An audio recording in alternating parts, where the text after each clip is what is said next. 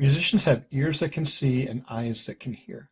So today we're talking about sight singing and ear training. This is LHS Banjum and I'm Bob C.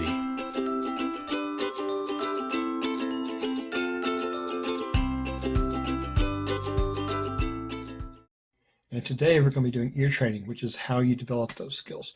In this video, we're going to work on unisons, which may sound silly, but there's a reason why we're starting there.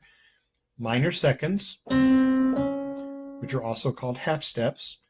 Major seconds, which are whole steps, and minor thirds, which is a step and a half. So let's get started. First of all, the reason we're starting with the unison,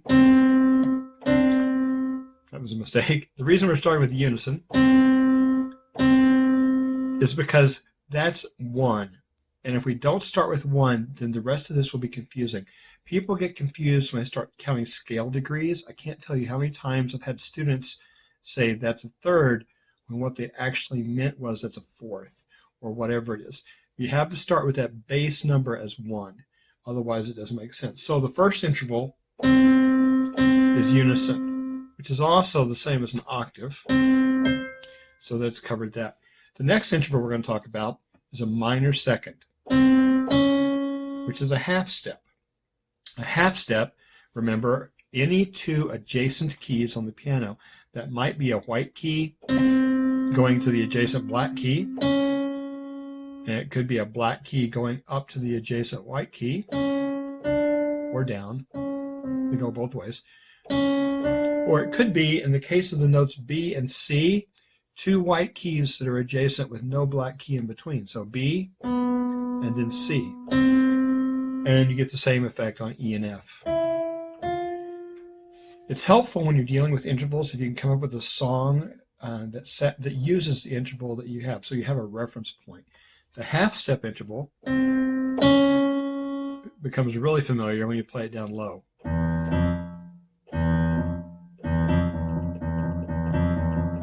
This is a Jaws theme. So when you hear Jaws, think half-step. When you hear half-step, think Jaws. And that applies to any register. Maybe up here, there's a half step. Maybe that's a baby shark, maybe a tiny shark. Either way, that's a half step. So let's play some half steps. Here's A going up to B flat, or A sharp, however you prefer to think of that. Here's D going to E flat. Not sure what's going on my keyboard today. That's weird. That's a half step. The next interval we're going to talk about is a whole step. And the song that's useful for a whole step is the scale that you've been singing ever since you were, in kindergarten. Do, re, mi, fa, sol, la, ti, do. That do, re is a whole step, also known as a major second. In fact, when you're talking about intervals, you usually use terms like major second. You don't say that's a whole step.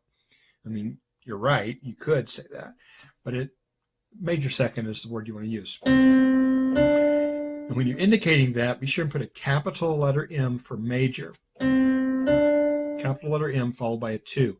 For minor second, any minor interval, put a lowercase letter m to indicate that. So here's a whole step, and here's a half step.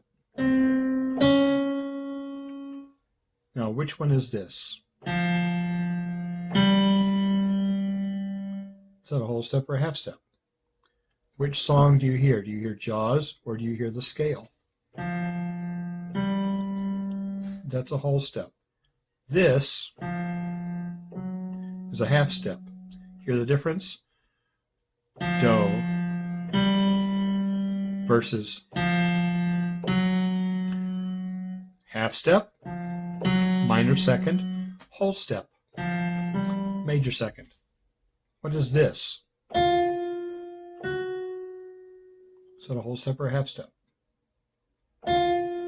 If you said half step, you're correct. It's F to F sharp. What's this? Again. Is it Jaws or is it a scale? It's part of the scale, And so it makes it a major second or a whole step. So far, we've covered minor seconds, whole steps, and the next note we're going to go to, the next interval we're going to go to, is a minor third.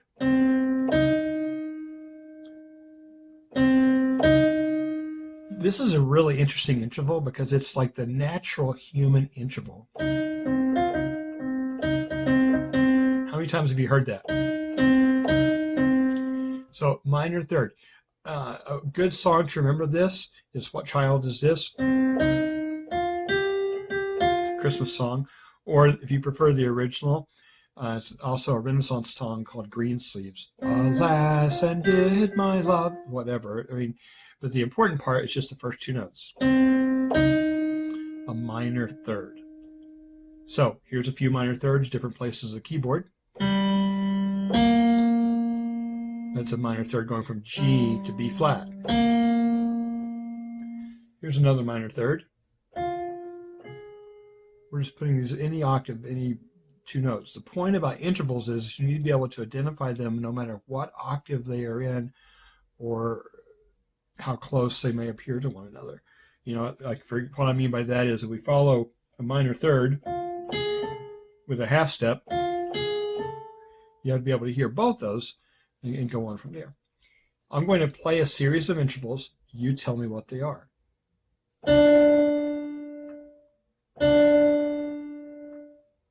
Did you get that one? That's a unison. You'd be surprised how many people get tripped up by that. What's this one? Did you hear Jaws?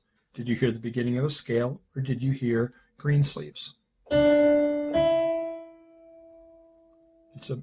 It's a whole step, a major second, because you hear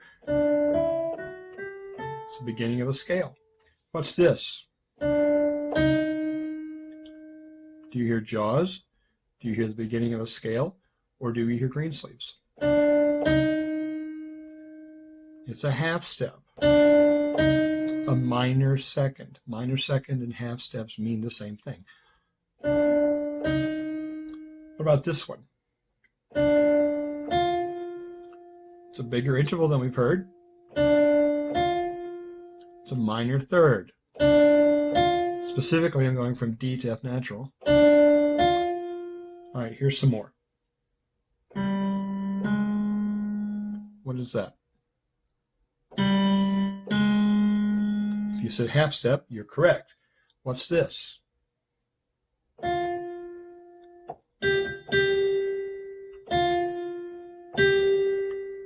That's a whole step, a major second. What's this?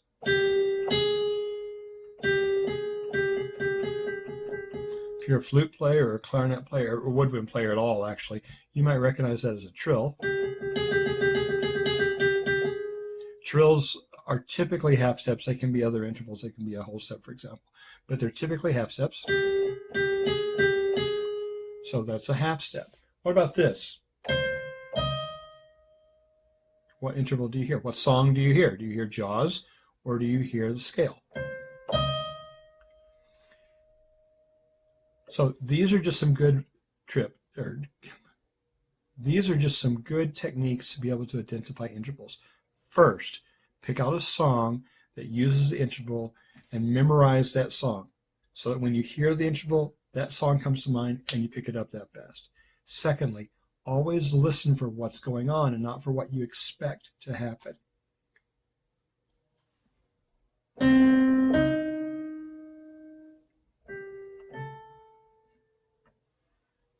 Keep practicing with intervals. It's just like any other skill. There is no magic to ear training. It's just another skill. And like any skill, it can be learned, practiced, and mastered.